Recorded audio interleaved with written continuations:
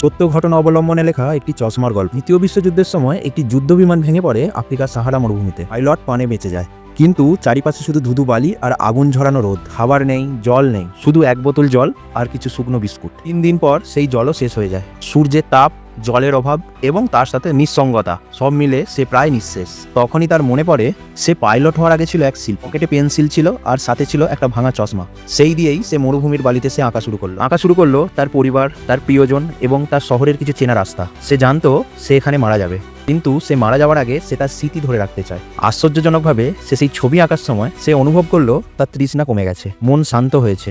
সে ভাবলো, আমি এখনো বেঁচে আছি, যতক্ষণ আমি স্বপ্ন দেখতে পারি ততক্ষণ আমি হারিনি। 8ম দিনে এক ফরাসি উদ্ধারকারী দল তাকে খুঁজে পায়। তারা অবাক হয়ে দেখে তার শরীর দুর্বল, চোখের নিচে কালি, ঠোঁট ফেটে গেছে, কিন্তু সেই পাইলট বালিতে ছবি এঁকে যাচ্ছে, যেন সে কোনো জাদুকর। উদ্ধারের পরে পাইলট বলেছিল, টিকেছিলাম কারণ আমি বিশ্বাস করেছিলাম। আমার হাতে ভাঙা চশমা আর একটি পেন্সিল আমাকে মরুভূমিতেও বাঁচিয়ে রেখেছিল। ঘটনাটি থেকে আমরা শিখতে পারি, জীবন সব সময় কোনো না কোনো কিছু কেড়ে নেয়, কিন্তু একটা জিনিস কেড়ে নিতে পারে না, যেটা হচ্ছে তোমার বিশ্বাস। আপনি যদি বিশ্বাস করেন আপনি পারবেন, তাহলে পুরো বিশ্ব আপনার দিকে ঝুঁকে পড়বে।